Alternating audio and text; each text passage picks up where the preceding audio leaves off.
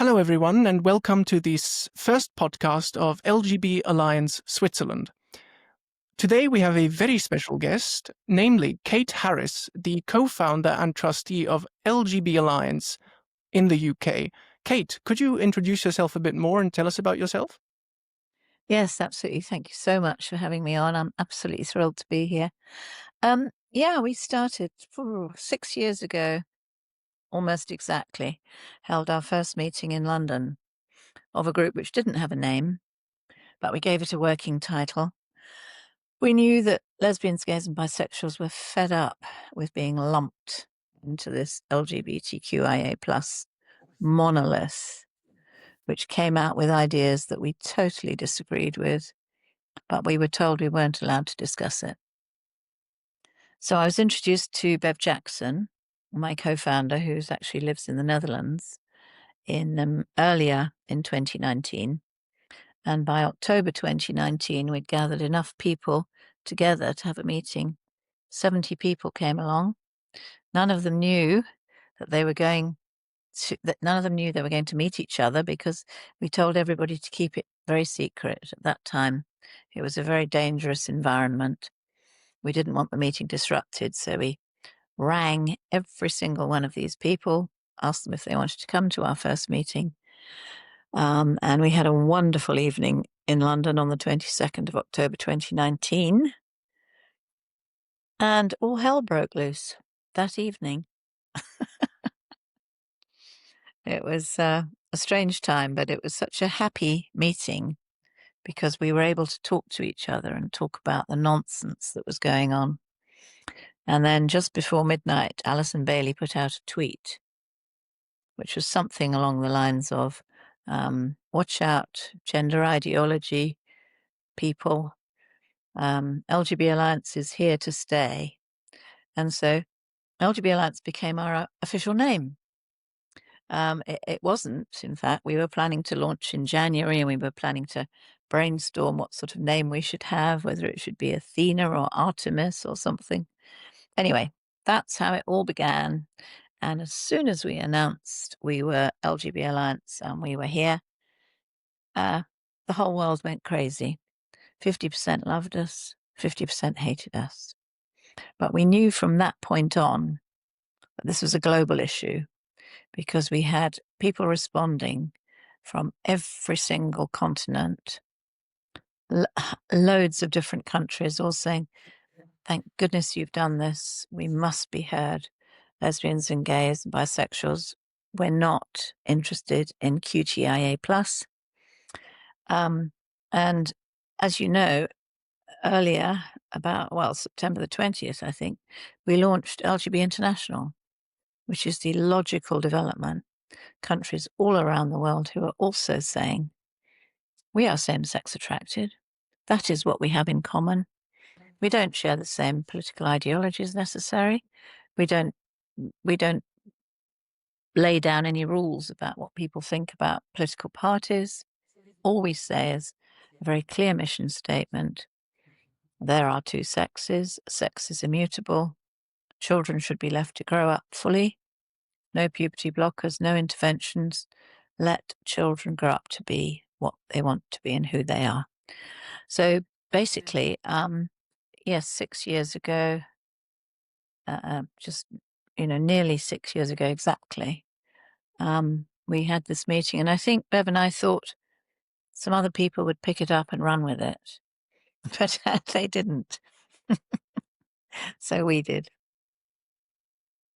That's about it. That's how it started.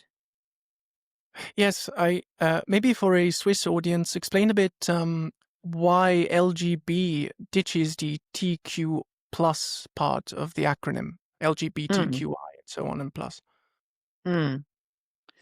Well, if you think about it, both Bev and I are in our 70s. So we were growing up in 1970s, so on. There was no TQIA plus. We were socializing, we were mixing, we were doing our political activities. I was very involved with women's liberation and lesbian groups within that. Bev was very involved with gay liberation. And we come back to, we haven't split from the TQIA+. It was never there. And that's what people need to understand. I spoke about this on GB News a little while ago. The TQIA+ is like a parasite. We know roughly what T means. We've no idea what Q means. Sometimes it's queer, whatever that is. Sometimes it's questioning. I, used to be intersex. Those people who are born with differences of sexual development used to be called intersex. Most of the people I know who have been born with those differences of sexual development know they are male or female and deeply resent being thrown into this TQIA+. No relevance. So, asexual, what is that about? Plus? Most dangerous is plus. What does that include? And as I have often said, it's extremely dangerous, open-ended. Anybody, come on in. We're fine. You're part of our group. No. What we have in common as men, we are attracted to men. Women are attracted to women. That is what we are. And in so many countries around the world, that is what people are still persecuted for. It's not because they're TQIA+.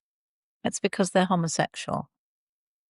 And we think that we are very vulnerable all over the world. And we have to stand together because we're a small minority of people.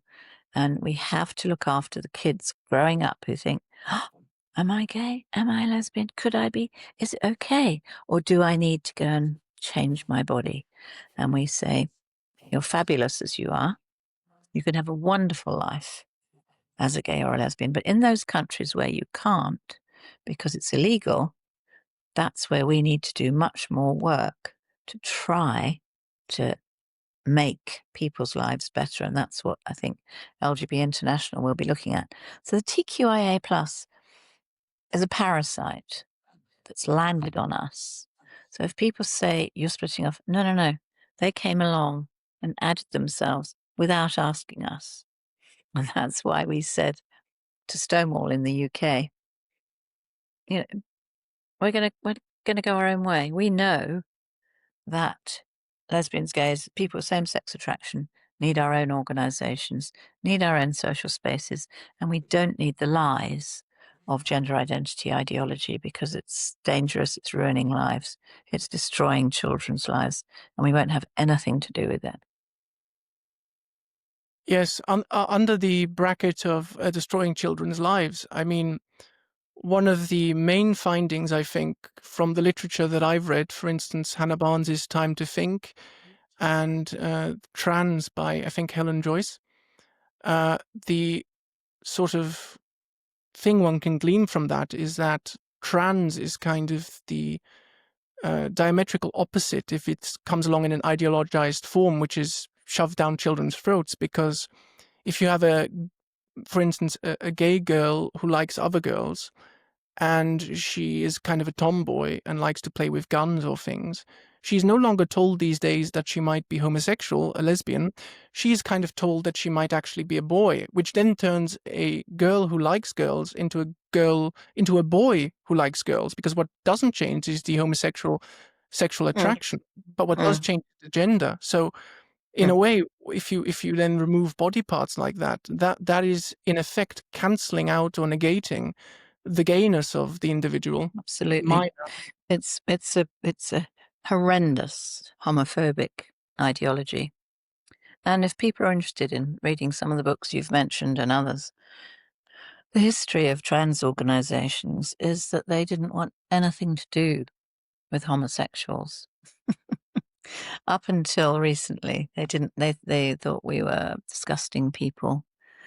But what you say is absolutely correct. And one of the reasons that I have fought so hard is because I'm 100% certain that had I been born in 2003, I would have definitely. I look at the CAS report and I look at all the criteria for, the kids who go to the kids clinic. And I've got almost all of them. I've got broken home. I've got not other comorbidities. Mental. Sort of anxiety, depression, blah blah blah blah blah, and desperately lonely, desperately wanting attention. I had a very very lonely childhood, and at school, I've told this story before, but I hope you haven't heard it. But I went to a primary school, girls and boys, and there were 40 kids in the class, and we had a teacher, and he was called Mr. Higgins.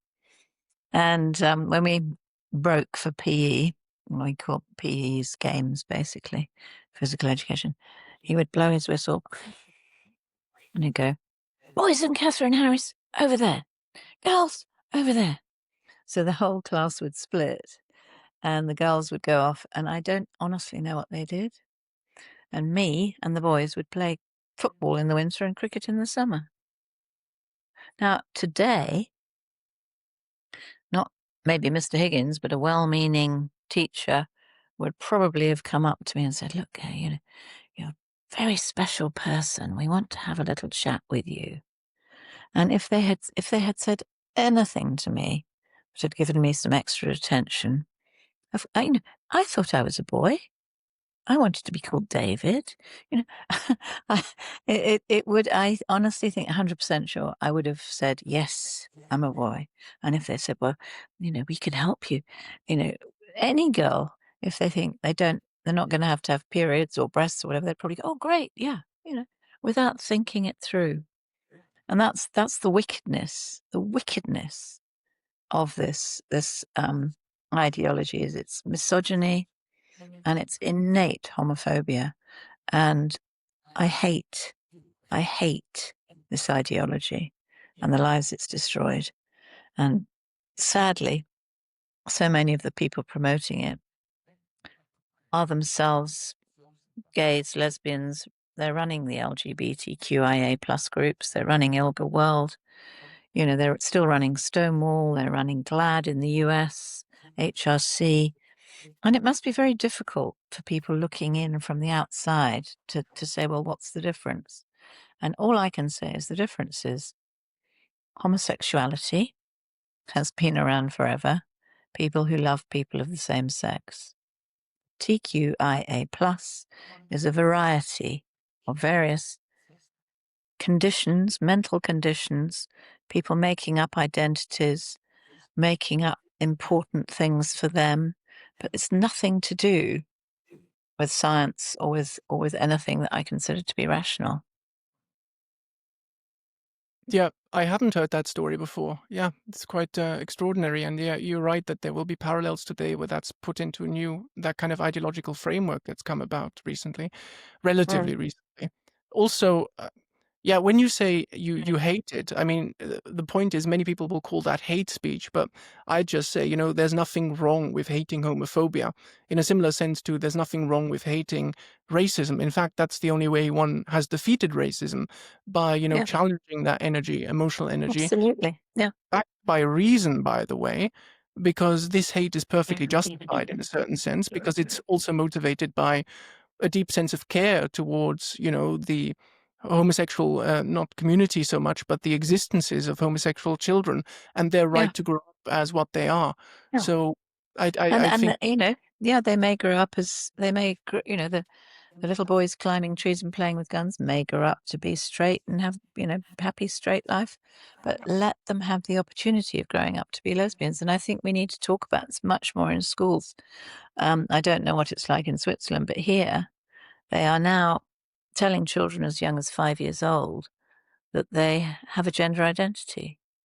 And we've just had the Human Rights Commissioner from the European Council telling us today in the UK that we may be in breach of the European Convention on Human Rights because of the Supreme Court ruling. So, this is so deep now across our political institutions, And we're lucky in the UK that we've been fighting, certainly LGB Alliance, for 6 years now. And I think the reason it was important that LGB Alliance was set up was because prior to that, anybody who questioned what I call this wicked, hateful ideology, and I have no compunction, no doubt about saying that, but before we came along, anybody who criticized it was told they were homophobic. Because before we came along, there were no gay organizations fighting back against it. Yeah. So we kind of broke the silence and we ripped up their script and we said, we're not having this. We will not allow this. We will not tolerate these lies, which have destroyed so many.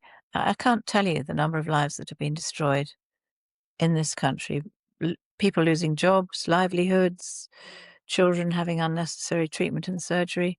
So many women having to donate over and over again to crowdfunders because we keep having to go back to court. Even when we win, nobody takes any notice. So, yeah, it's a hateful ideology without doubt. Yeah. Could you perhaps explain the Supreme Court ruling for our listeners? Yes. In short, Scotland has been one of the most difficult countries for rational people to live in, which is ironic because Scotland was the home of the Enlightenment. You know, they played a hugely important role in the Enlightenment and all the ideas of science and informed discussion and so on and so forth that helped to build our democracy. However, in the last decade or so, they've become more and more captured by the ideas of gender identity ideology. And the women there and LGB Alliance and various other groups have fought back against the Scottish government. And it was a group called For Women Scotland who took the Scottish government to court and were challenging a ruling. The Scottish government, I mean, it's quite esoteric, but it boils down to the Scottish government decided that they would increase the number of women on public boards by including what they call trans women and what we call trans identified men. So this was clearly a ridiculous thing to do. And For Women Scotland said, no, if you're going to have equal representation of the sexes on public boards, you must have 50% biological women, 50% biological men. That was actually the question that this was all about. And it went to the highest court in Scotland and they lost.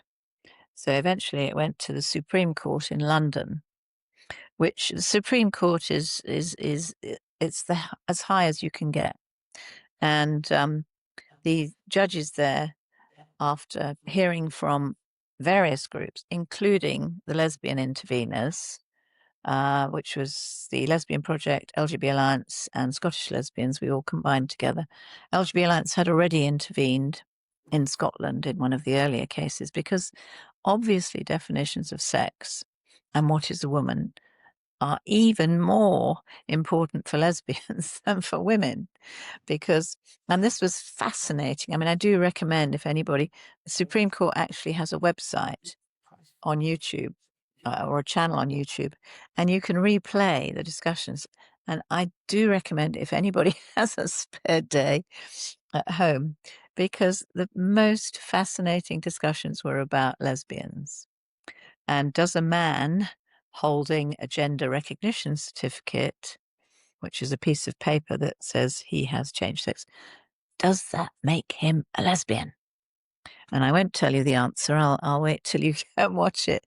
But you could see that the barrister for the Scottish government was squirming on the lesbian issue. What is a lesbian? And it's a great watch, but also a hugely important victory because if you think about women and trans women, yes, it's annoying. They've got to share spaces and they've got to share sports, and that's so dreadful. But for lesbians, it goes a stage further because we've got to sleep with them and have sex with them. if they're supposed to be women. So it sort of becomes even more extreme. So the lesbian intervention was really important, and I recommend anyone who's interested to just go onto YouTube, go to the Supreme Court, have a watch. It's a fascinating thing. And the Supreme Anyway, Court. sorry, I should Yeah. I should say what happened was that the Supreme Court judges, of course, ruled in our favour that in the Equality Act, which is our major piece of legislation protecting various groups from discrimination, they ruled, as we all knew, that sex meant biological sex in the Equality Act. So that was huge. And actually, I mean, nothing changed. Nothing changed. All they were doing was reconfirming the law as it always has been. But groups like Stonewall in this country have misrepresented the law for so long. We call it Stonewall law because it's so common. They've basically said anyone who thinks he's a woman can use any women's facilities. That's Stonewall law. So they think this is a change. It's not a change at all.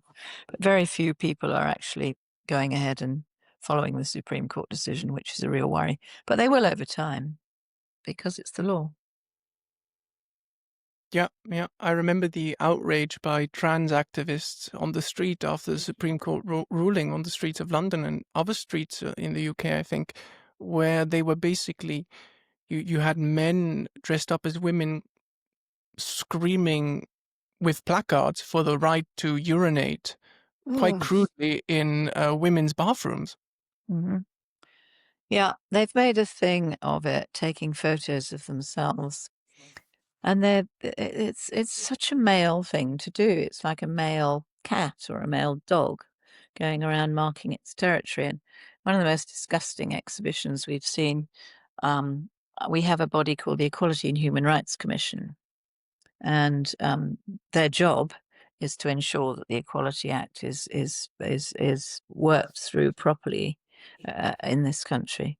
And these men had held a protest where they filled bottles of urine and left them all around the offices of the Human Rights Commission, Equality and Human Rights Commission, and sprayed it inside.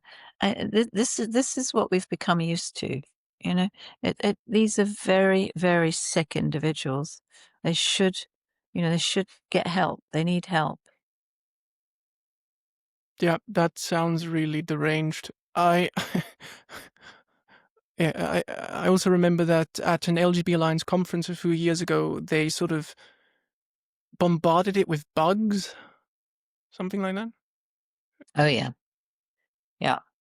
This was a year ago, and it was quite extraordinary and horrible. I mean, we've had protests outside our conferences before, but a bunch of 6 kids came in, and I wasn't aware of this, but apparently you can buy crickets, little crickets. What are they? I don't know.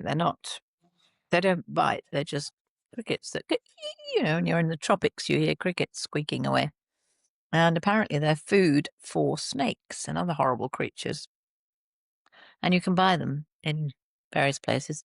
So these kids came in they were all girls, came in with egg trays, full egg. I don't know how they got through security. They did. And I was just before the session, I was about to lead in the conference, which was interviewing Jamie Reed, who's a wonderful, wonderful woman. Oh. She's a lesbian from St. Louis, Missouri, and she used to be at Washington State University Medical School, where they were transitioning children. She turned whistleblower, and she does an amazing job going from state legislature to state legislature all around the US, explaining the damage of this awful, I call it mutilation. They call it gender affirming care. That's just a horrible, horrible euphemism. So I was about to interview Jamie on the stage in the main conference hall. And apparently this was what upset these kids because they think gender affirming care is life-saving. These are children, again, who have been lied to They've been told that they're boys. They've been told they need puberty blockers. They're teenage girls. Anyway, they let off these, they just let out, I don't know, hundreds or thousands of these bugs. And some people got them down their necks and in their clothes and all over the floor and in their hair. I just heard screaming, so we came out from behind the stage where we were waiting to go on, and I saw the girls running out. And I went to speak to them afterwards. They were being kept in a room downstairs by the security until their parents could come and fetch them and take them home because they were so young.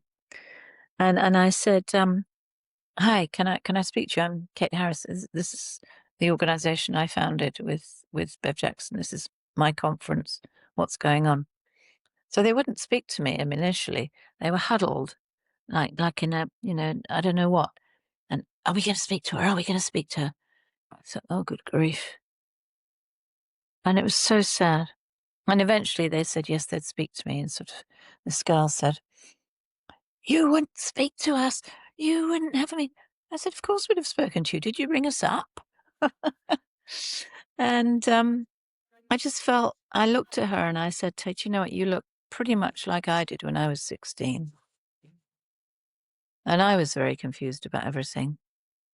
But the last thing you need to do is change your body." I gave her my card. I gave her my phone number. I said, "Ring me up. Let's get together and talk."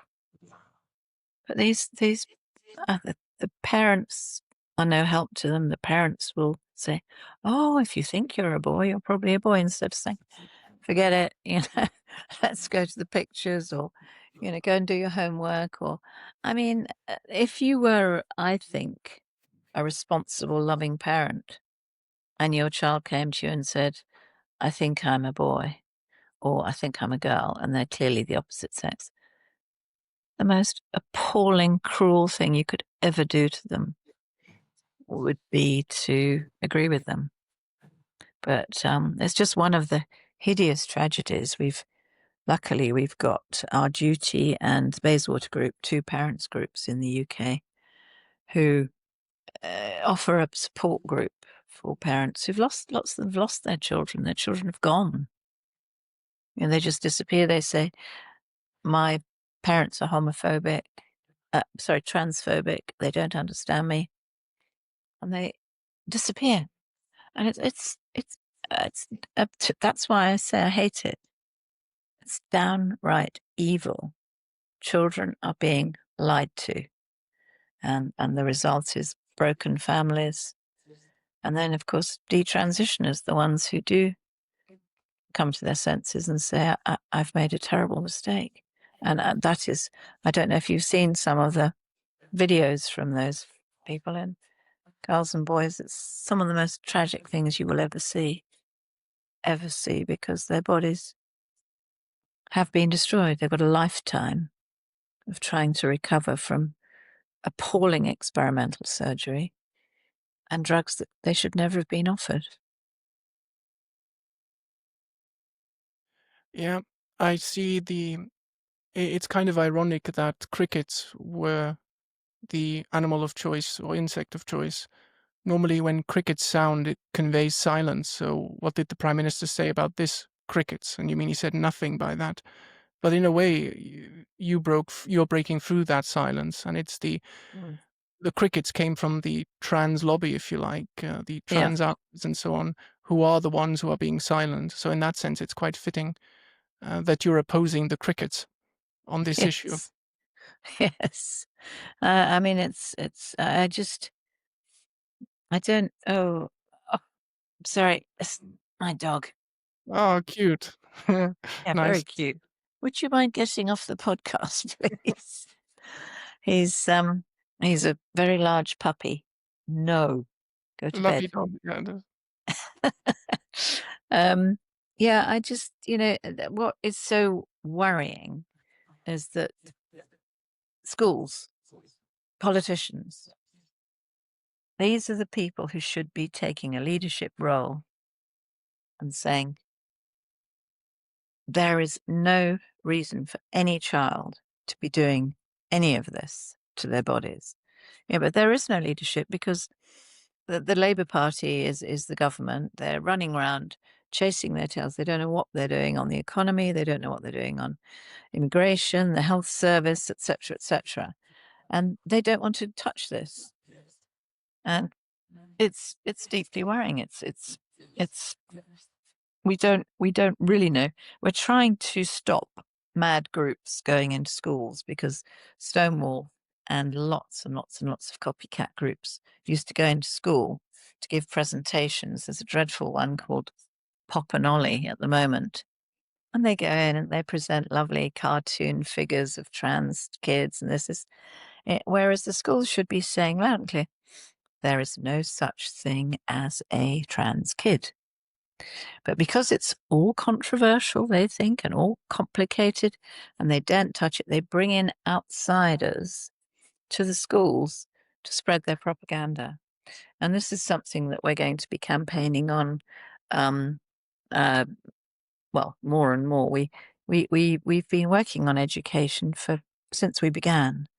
But to be honest, it seems to be kind of no real progress that we can see in schools. Transgender Trend does amazing work in schools and has done 10 years is their anniversary. They've been going 4 years longer than us. They do wonderful work. They have truthful books, truthful material. So if anybody watching this wants to see useful stuff for kids, go to Transgender Trend. But there's a multitude of groups out there who take money from teachers, from schools, to go in and simply spread trans propaganda. Yeah. I mean, in Switzerland, we have a similar thing, I think. At least when I was at school, we had weeks devoted to it, or at least 1 week in the year, to this kind of re-education of children. I think it's only gotten worse because where was it? Basel, they produced a form to guide teachers in, primary schools, I think, to advise them how to deal with trans students. And it's laden with all the wrong kind of assumptions. So they're also on the lookout for gender non-conforming behavior and things like that. And, there's tension with parents in those guidelines. Do they tell the parents, or do they have to put in, the social services of the school? Do they have to get them involved when the parents are a little too transphobic, if you will?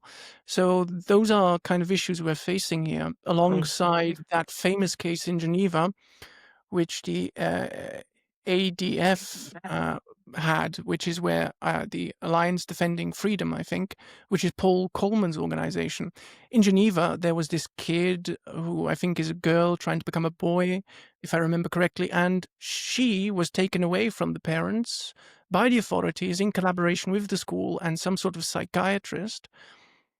And if I'm getting this straight, they lost in the court because they refused to hand out her personal passport documents and things like that, which was a rather big loss, if I remember correctly. So, and the thing the parents said is, our girl has been taken away from us on the basis of a lie that boys can become girls and vice versa. So if you disagree as a parent, now in Switzerland, you know what the consequences will be if your own child is thinking of transitioning. It's appalling.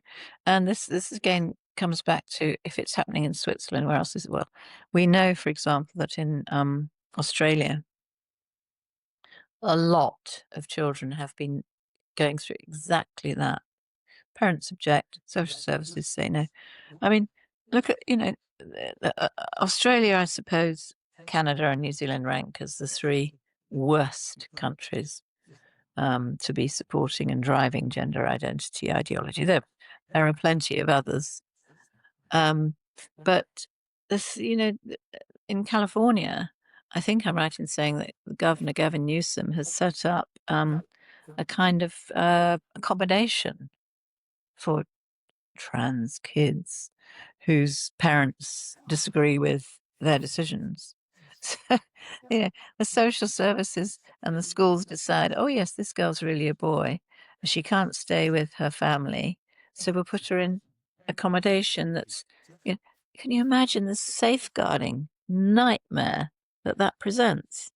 That it is so shocking, and I must say I am so pleased that LGB International exists now, because it's the global bodies that are making this acceptable, and it's the United Nations, it's WPATH, it's World Health Organization. Every single one has bought into this absolutely wicked ideology. And, we've got a big job on our hands. However, look at what we've achieved so far. I mean, we are nothing compared to those highly funded organizations in the US, multi-million dollar LGBTQIA plus groups. We've come along and told the truth. And gradually, I think the word is spreading. Yes, yes, but the word is also being censored, which is one of the pernicious Oh, yeah. aspects Oh, of this yeah. ideology. Yeah. So insecure is it of its own precepts, its own so-called truths, that it has to censor all opposition because it isn't confident enough, its acolytes, that they will win in open, public, free debate. And in Switzerland right now, we have one of the primal examples of that. There was a man called Emanuel Brünisholz. He is a repairman of wind instruments in the canton of Bern, I think, in Burgdorf. And a year or so ago, he wrote on Twitter, no, it was on Facebook actually, he wrote a comment which stated simply, if you dig up, and I'm quoting, if you dig up LGBTQI people after 200 years, you'll find only men and women based on these skeletons. Everything else is a mental illness promoted through the curriculum. End quote. That was the entire comment. And then 10 accusations were filed in 9 different cantons pretty much simultaneously in some coordinated campaign of denunciation. Mm-hmm. And then the state prosecutor charged him with incitement to hatred and discrimination and tried to fine him. So what did they do? They gave him a fine of 2,500 francs, suspended for 2 years, court fee, fees of 800 francs, and then a fine which was a warning fine, which was not suspended, of 500 francs. And Mr. Brünisholz was outraged, and in the police interview, he said, well, because they asked him, the police, what did you mean by the comment? And he said, I meant to tell those who think that men can become women and vice versa, that that is not possible. That's all I wanted to say, really. And he then challenged that thing by the state prosecutor, and he got it up to one court level, and he lost at that court in Bern. And he didn't challenge it any further, so the court increased the costs a little. Then he refused to pay the fine, and now he's going to jail in Switzerland for 10 days because he said that kind of thing. It is absolutely outrageous. I wonder how we can get a journalist to report on it. It's absolutely wicked. Good for him for holding firm. And I keep coming back to this. If it's happening in Switzerland, it's happening everywhere. I know a similar case in New Zealand, which I think is coming up in December, for a woman who said the same thing. These people are being sent to prison for telling the truth. I just, one has to hope that this will raise people's consciousness of what on earth is going on. But in order to do that, as you've quite rightly pointed out, we need to get into the media. Now, certainly LGB Alliance has had zero coverage from our national broadcaster, the BBC. We are completely banned, as are other gender critical thinkers. Occasionally in the last 12 months, BBC has agreed to speak to people like Helen Joyce or Maya Forstater or our chief exec Kate Buck, but it's incredibly rare. Whereas the prevailing point of view all supports LGBTQIA plus. So all our national broadcasters, the news broadcasters, support that, and they'll still report, murderer, female murderer kills partner with machete, and you think that's unlikely. You have a look, and of course, it's a man. But this is another dangerous area, because not only does the media not report accurately, but data on violent crime, data on sex crime, data on anything to do with the way we live, the numbers of people doing various activities, is all distorted, because people are being asked their gender identity, which is meaningless. Nobody has a gender identity, but the Council of Europe says we all do. How dare Yeah, they? How yeah. dare they say we all? This is Michael O'Flaherty, who signed, I don't know, you may have heard of the Yogyakarta Principles. I read about them in a book, but I've forgotten. They're Okay. transforming? Oh, yeah. Yeah. Absolute nonsense from start to finish. And a horrible document.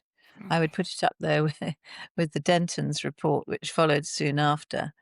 Both of these documents completely ignore any consideration of women's rights or gay and lesbian, bisexual rights. They are manifestos for trans ideology. Mm. But anyway, we have to understand that we aren't getting the coverage we need, but most people agree with us. The vast majority of people, And because that's every why you're not getting the coverage, I think. yeah, everybody has a mother. Simple.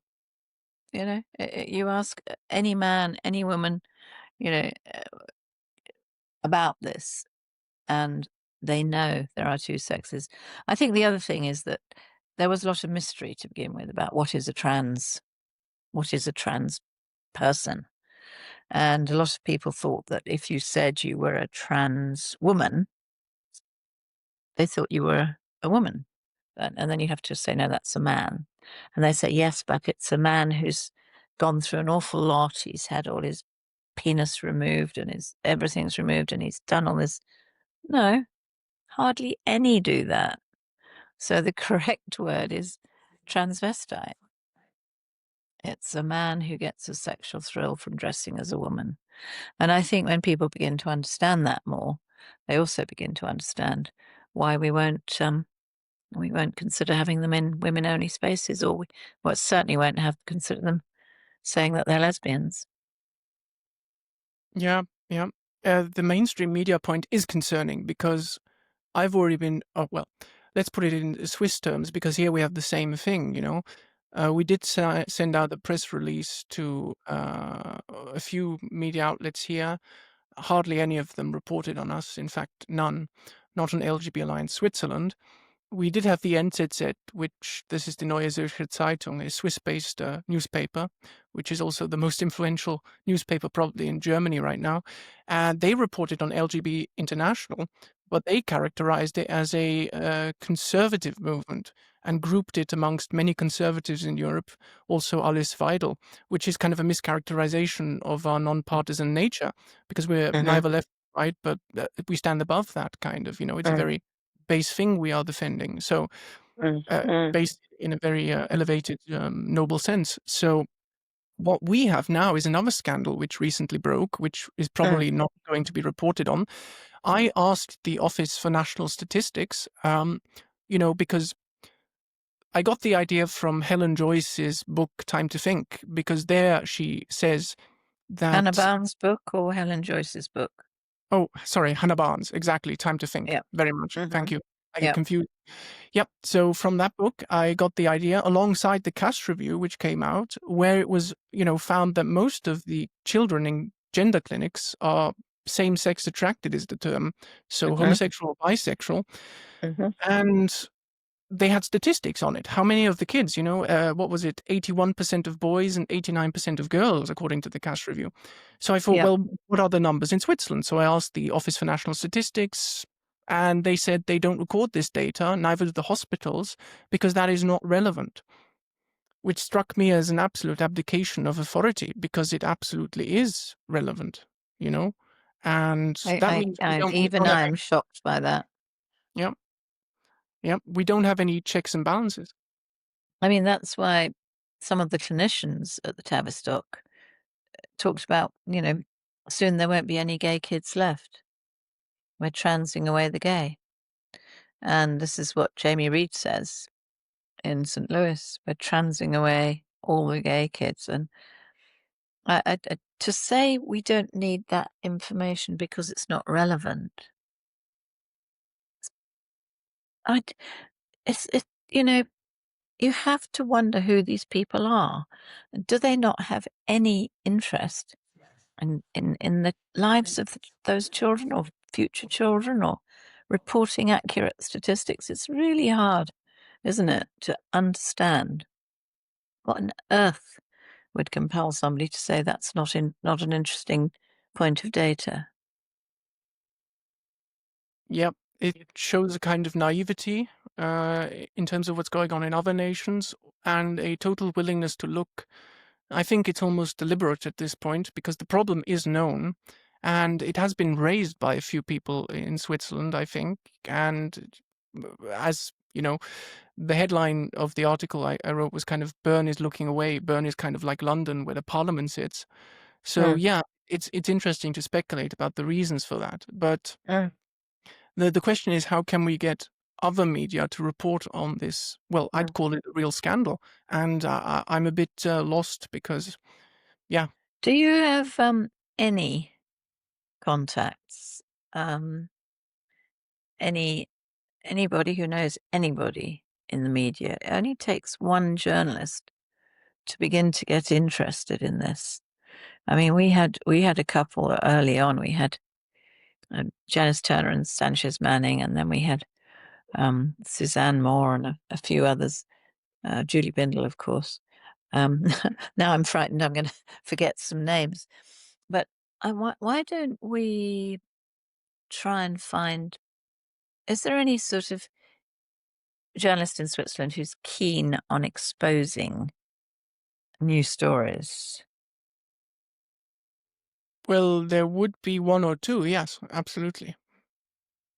Could you And take I them to lunch? probably, yes, we could try that, of course. It is always difficult in Switzerland because there are certain left-wing people in Switzerland working at newspapers who tend to actually agree with us. But since they work for, the equivalent of The Guardian, they are shackled, they can't really speak out.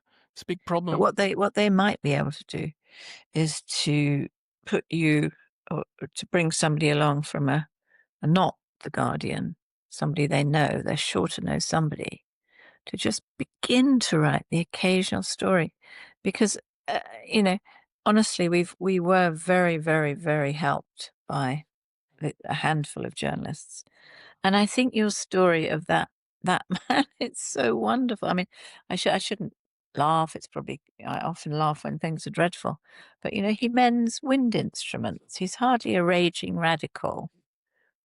He's refused to pay the fine because he's saying, "Why should I pay the fine?" He's all he's doing is telling the truth.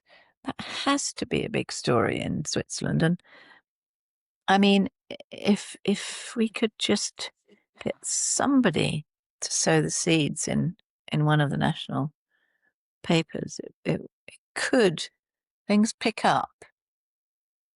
Well, one of the troubles, I just saw that one of our top politicians said that disinformation is a crime just a few days ago, which is one is scared that will be labeled as a disinformant or something. It is an upside down world. I mean, we all have to live with that. But it sounds as if Switzerland is getting rather authoritarian. It would seem so, yes, yes. But one of the things, is it's rather difficult because we do have trans organizations here and LGBTQ ones, and Mm, they've totally failed on this issue, right? They've said nothing. They've even cheered all this on, these operations on minors to trans them. mm, And LGB Alliance Switzerland just thinks that we should actually be the replacement for these organizations and mhm, consign them in the mm. dustbin of history. So that's another. Yes, yes. You just need You need a nice rich benefactor to give you some money to get cracking with a few projects and produce some information of your own. Actually, that's not a bad idea. You could produce just a I don't know, a a A4 PDF document about the case and why it's so ludicrous. Maybe link it with other cases around the world and then put it out with a press release. And then maybe anyway, I'm sort of telling you stuff I'm sure you already know, Yes, but but I what think, it shows, oh, sorry, but what it shows is, the LGB Alliance in the UK and elsewhere, we are really bottom-up organizations. We mm, don't these rich donors from the get-go. We have to mm, work it all out ourselves through mm. trial and error, and we're kind Yeah. of thrown into the hot water. And so these troubles are also natural. So people don't have to think that we're some kind of, top-down thing or Oh, but something. they do, they do. I can't tell you the number of people who've told me that they've basically told me that I'm receiving millions of dollars from right wing, I don't know, people in the US. They always blame people in the US, and they say that I'm not gay, I'm not a lesbian, I'm a Trump supporting white male. So you just have to ignore all of that. But on the other hand, I think, if you can choose one or two small things to do, obviously the poor man is with the going to prison for telling the truth is a freedom of speech issue. And that is one of our big issues. But your thing about the data on kids in the gender clinics is equally appalling. So I think you've got to try and pick a story that, or both, are just somehow. At the beginning, we used to be able to do newspaper adverts, just do very simple newspaper adverts, making some sort of statement. We don't do them anymore because the newspapers all started panicking and refusing to print them. But it's just another way through. And the Battle of Ideas is happening this weekend. You'll have a stand there. With the Battle of Ideas, for our listeners, is a big festival in London, right in the heart of it, right next to Westminster, actually, which is Mm. Saturday, Sunday, 2 days of extreme debate, just panel after panel, dozens, hundreds of speakers, thousands of attendees, and LGB Alliance will be represented there. Yes.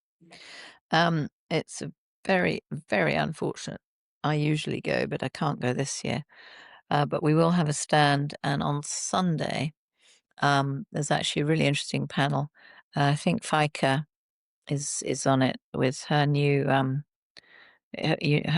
organization, and FICA Al Nagashi, and the new organization is it called Athena? Have I got that right? Yes, I think it's Athena, yes. Recently launched to fight back in Europe, and she's got an amazing first publication, which she's going to be talking about. Kara Dansky is on the same panel, so she'll be talking, I presume, about.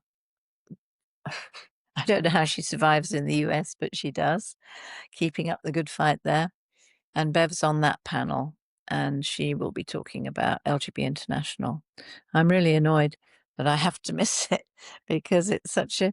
You described it perfectly, and it's like organized chaos. But it's such a good atmosphere because people can talk, people can argue, people can disagree, and that is the heart of a liberal democracy. And I'm really upset to hear things in Switzerland sound like they're not being terribly liberal or democratic at the moment. Yeah, yeah. Well, I'm also sad that I'm not going to meet you at the Battle of Ideas, maybe next year. Mhm. And Yeah. yeah, it is organized chaos. And yeah. And don't forget, we've got LGB Alliance conference in April. Ooh, A- need to keep that in April, mind. yeah, I think it's April the 16th, if that's a Saturday. So I'll definitely see you then. Yeah, Ah, very it's good. yeah. Well, thank you, Kate, very much for this podcast. It was wonderful speaking to you. Well, it's lovely speaking to you, and thank you very much for having me on. And I seriously wish you the greatest success. I'm sure it will grow. I'm sure you will get people interested. And gradually, you will just look back and think, oh, we started small, but look at us now. And on that note, thank you. Thank you very much. Bye-bye.